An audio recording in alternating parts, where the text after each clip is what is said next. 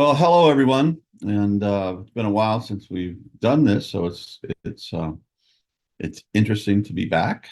And I've been studying a book by H. Almas or Hamid, The Diamond Approach, who Roger and I have talked to a couple of times on the Deep Transformation podcast. Let me just show you this thing. It's a big, fat book full of big, fat, powerful ideas. And I just like it's really mind blowing and expanding to read it. So I've really taken it on because uh, the last time that we talked with Hamid on the podcast, I was supposed to read a book, but I didn't get to a certain point, and he referred to that point, and I went, I haven't read that yet. And he gave me this look that was like, oh, he was referring to Jabba the Hutt. So I referred to it my Jabba the Hutt moment on the podcast. That was the worst moment. I figured he'll never speak to us again. I really blew it. But it turns out he does want to speak to us again for whatever reason that Roger and I can't figure out. So we're going to do this whole year of once a month interviews with him. When we were first talking about him, Roger referred to him as one of the great sages of our time, or perhaps one of the greatest sages of all times. So coming from Roger Walsh, that's quite a recommendation. And so I said, uh-oh, we better take this seriously. So I've been seriously studying his work. And when we read scripture or text or sacred texts that are powerful, we reflect on our own conditions and our own realizations and our lack of them. And it's been a powerful journey. But one of the paradoxes and spiritual um, progress, enlightenment, realization of true nature, of God, of ultimate reality, however you want to language that, is very paradoxical. And one of the paradoxes is that all of our efforts and practices, such as meditation and spiritual practices, actually increases the strength of our ego boundaries and our sense of separateness. Yikes, which increases our suffering, right? And also the fear that we don't want to lose our separate identity. It's not just the I sense, but it's the my sense, my memories, my experience, my loved ones, my memories of my parents. We don't want to just lose that and go puff. So unconsciously we hang on to that, which leads us to despair and great suffering. But that's okay, because that's part of the journey. And the ego self is not the enemy. It is necessary for the birth or the realization of our soul and our true nature. Okay, just like you see a little seed, like Jesus said, the mustard seed is one of the smallest seeds, yet it turns into this big tree, a mustard tree, which I've never seen, but I'll take his word for it. So the seed, this individual self, that at some point becomes so constricted and so defined that it really hurts and it leads us to despair. But that just means that it's ready to finally burst open and this growth and expansion to happen. And how do we do that? Basically, we just have to surrender and say, I can't do it. All my efforts are not enough, you know, and I have my own unconscious fears about losing myself and becoming part of this everything, which, it's like, what the hell that means. And it just gets really tough. But apparently when we give up and just let it be, that grace can happen, that our inner truth can really begin to manifest itself, and that it's okay.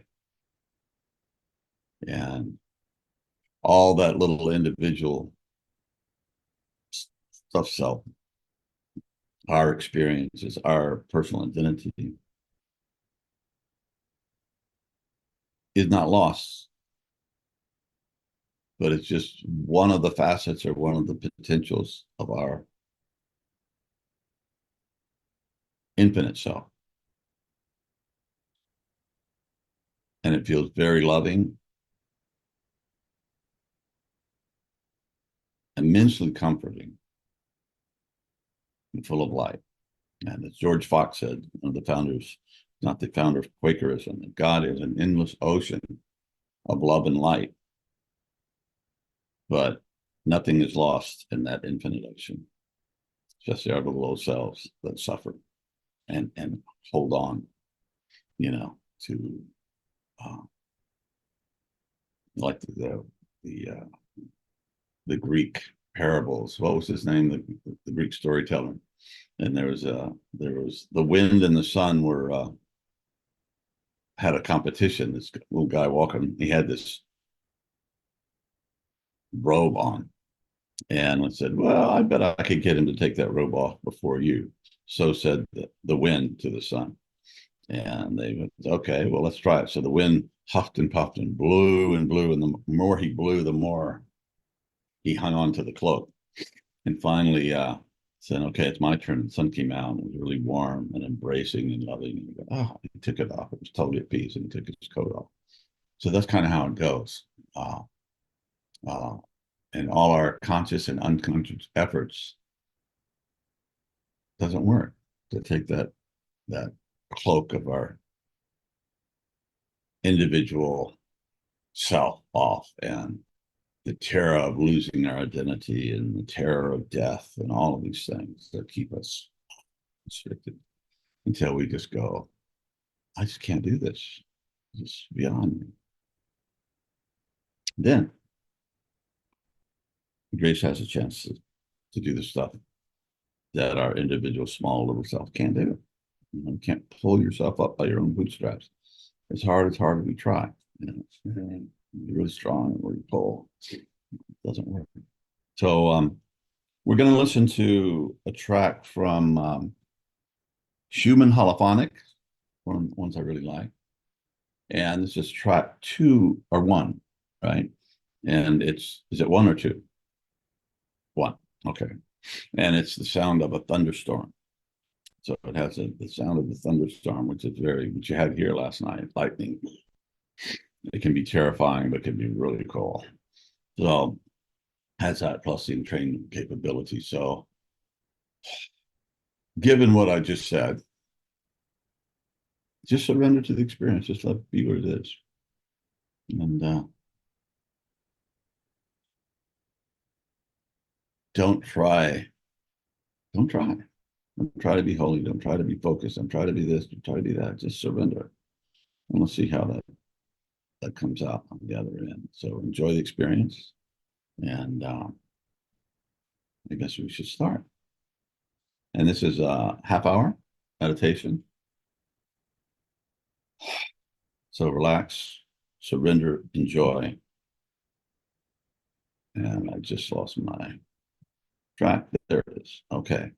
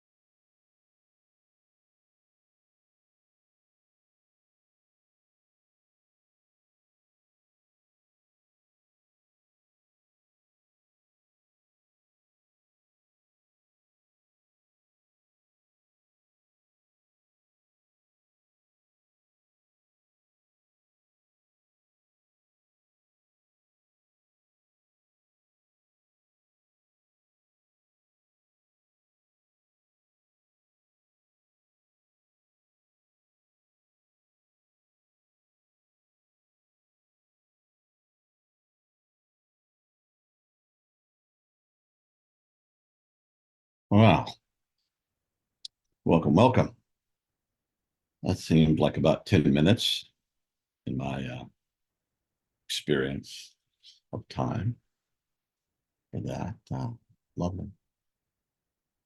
So I took my own advice and tried less and surrendered more, which is really cool. Really nice. Don't have to do it. But that doesn't mean that all our efforts towards enlightenment and waking up and all this stuff are in vain. They increase the necessary dissociation of the individual ego to get to the point that, like the egg, we're ready to break open, you know, and new life is to be formed. So nothing is lost. Okay. And God, nothing is lost. So the ego can just stop worrying about it. So Ken Wilber said, you transcend the individual ego, you transcend it, but it transcends and includes. So we can even let go of that fear. And we don't understand exactly what that looks like, but no fear, not to worry about it. And let's see where this goes. By the way, it was Aesop fable that I was referring to before the meditation. So good old Aesop and a lot of good ones. And sour grapes and a whole bunch of stories from that source. And I was thinking just about, I got interested in physics and quantum physics when I was very young. And I was coming out of uh, a Christian traditional fundamentalist period that had seen a lot of corruption in the group I was with, and they went to hell. So I came out a sincere agnostic. I didn't know. But as Cat Stevens says, I was on the road to find out. So one of the important books I read was The Tao of Physics by Fritjof Capra. You guys remember that back in the 70s. It was a really important book at the time that brought together quantum physics and compared it to what the Eastern mystics had been saying, these paradoxical, strange things, totally like unbelievable things that happen at these quantum basic levels. And just one example, here's one to wrap, just to show you how mind-blowing reality is take one grain of sand, itty bitty bitty grain of sand that you might find in your bathing suit after going to the beach, right? Uh, that tiny grain of sand contains more atoms than there are grains of sand on Earth. All of them. You just think about how many grains of sand does the Sahara Desert have? A whole bunch, inconceivable numbers. But consider every beach where Sabi is. I mean, every grain of sand, each one contains a universe in itself that has more atoms than all the grains of sand on Earth. Boing, you know, um, that again confronts us with the great mystery. So I've always been interested in physics ever since then, and I try to understand, and because I lack an understanding of deep mathematics, I do as well as I can, and sometimes they're the intuitive understanding of these things, like when Einstein had his breakthrough. Relativity, E equals mc squared. He didn't see it was on a chalkboard. He saw it in his mind's eye, and then he did the math. So physics has been trying for, I would say, and it's probably there were some people before Einstein, but let's just say that modern quantum physics started with Einstein, his work, 1915. I think we started publishing his papers, something around there. And they've been trying to come up with a unified field theory for 100 years. The best minds on the planet have been working on this. And they've been trying to find a mathematical equation. And they kind of figured out how to do gravity and relativity, how they can kind of fit that together mathematically. But the four forces they're dealing with: gravity, electromagnetism, strong nuclear force, and weak nuclear force, which is the physical stuff that seems to make the universe function. And they can't do it. They just can't figure it out. It just doesn't ever work. And this is a very kind of reductionist, materialistic way of looking at things. It doesn't work. And so for the last 20 or 30 years in quantum uh, theory, one of the big ideas that people have been working on, I thought was really it, was string theory. You guys have probably heard of it in the US. There was a very popular TV show, which I never watched, called String Theory, comedy. And the idea is that all these little strings that are way too small to see in any form. I mean, they're smaller than, quantum little entities that, uh, kind of come together and create 11 uh, universes or dimensions. And that was it. And that was really, we were really on to that. So after about 30 years, it was like all of the experiments and things you would expect to find if this were so didn't work out. So these people spent their whole careers on something that's basically wasn't it. And it's funny to watch them squirm when they talk about it. And they're going hem and haw around and all this stuff instead of just saying, yeah, I spent my whole career developing something that's basically bullshit. That's very hard to do. And it's hard for, religionists and cultists to do too when they realize that everything you've been giving their minds and hearts to is total crap. Like, it takes a lot of humility and hunger for truth to do that. But anyway, I've just thought about that a lot and how they don't include consciousness in this thing. For reductionist consciousness, it's just epiphenomena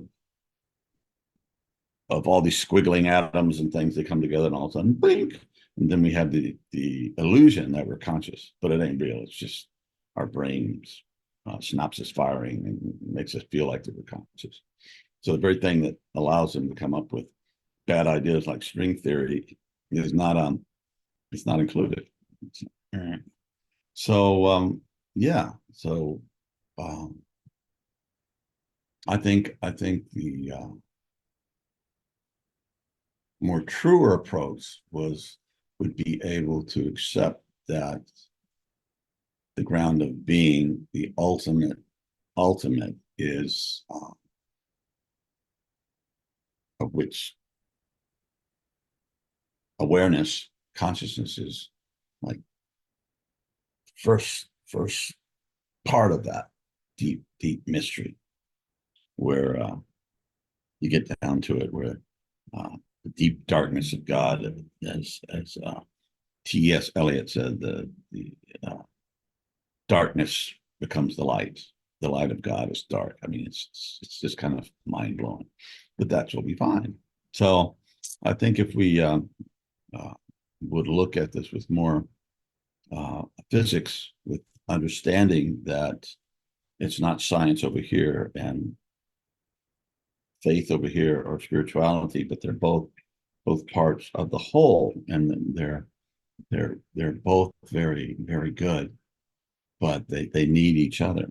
And Thomas Aquinas, one of the great theologians in Catholic tradition, tried to say that reason and faith are not separated here, or not in conflict, but it's all God, And the church didn't quite get that because it kept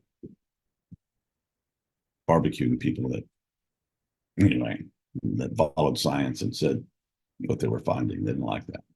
So anyway, we got through that, and we had to let go of a lot of our religious fundamental understandings and our spiritual teachers in order to follow pure science. But even that has run into a road stop that is not enough. The mystery keeps eluding us. I think we just have to include that. So if that rant means anything at all, is that existence is awesome. And the more we look at it, the more amazing this gets. And we can surrender to that, because the very stuff of the Big Bang is the stuff of us. the very stuff of the stars, like the song back in the 60s says, we are stardust, we are golden, and we are it, um, is us. And if we surrender to the fact that our little selves can't grasp it and open ourselves and surrender to the greater reality, I think we will be enlightened and blessed, and the insights and the intuitions will come through. And that doesn't mean that all our efforts were in vain. It's the very struggle to hit the wall that prepares us for these intuitive insights, these breakthroughs. So it all works together. It's yes, yes, yes. Tony, I think I've said enough. I've said too much. Anyway, I hope you enjoyed the meditation, and I did. Had a great time today. It was good, and we're living the Chinese curse. We live in interesting times, so um, let us take responsibility for the times we live in, and figure out what piece we can do to help all sentient beings to awaken and to work for the love and awakening of the all in the all that we are. So again, I said enough. Okay, God bless you guys. Thank you for hanging out again. It's good to be back. Oh.